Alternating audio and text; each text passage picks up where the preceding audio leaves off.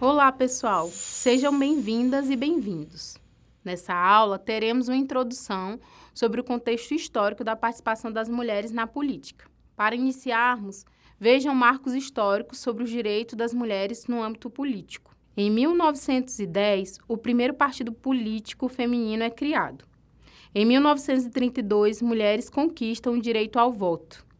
E em 1988, a Constituição brasileira passa a reconhecer a igualdade entre mulheres e homens. Em 1997, é a criação da Lei de Cotas para a candidatura de mulheres. Em 2021, é criada a Lei para prevenir, reprimir e combater a violência política contra a mulher. Nessa nossa linha do tempo, fizemos um destaque nos pontos mais marcantes do contexto político. Nela, conseguimos perceber o percurso dos direitos das mulheres e como somente em 1988 foi oficialmente reconhecida a igualdade entre mulheres e homens. É importante termos atenção a esse tópico, pois ele nos mostra um histórico de invisibilidade das mulheres, mas também a luta dos movimentos feministas para garantir direitos e igualdade para as mulheres. Agora, vamos pensar nos números que representam a participação política das mulheres. Antes de começar, vamos fazer um pequeno exercício.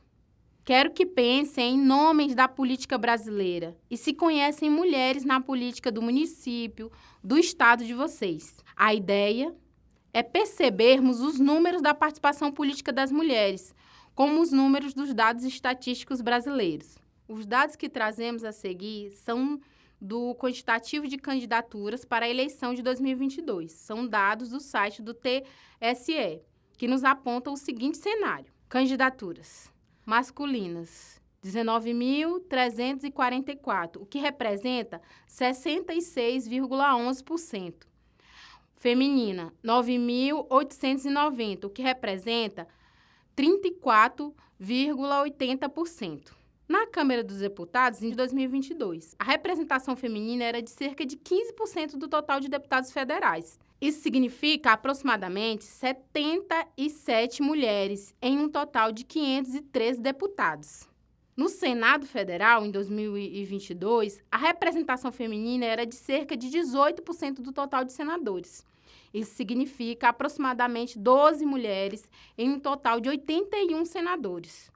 Nas Assembleias Legislativas e Estaduais de 2022, a representação feminina varia entre os estados, com algumas assembleias tendo uma proporção maior de mulheres do que outras. Em média, a representação feminina nas Assembleias Legislativas Estaduais era em torno de 15%. Nas eleições municipais de 2020, cerca de 34 mil mulheres foram eleitas para os cargos de vereadoras em todo o Brasil. Isso representa aproximadamente 16% do total de vereadores eleitos.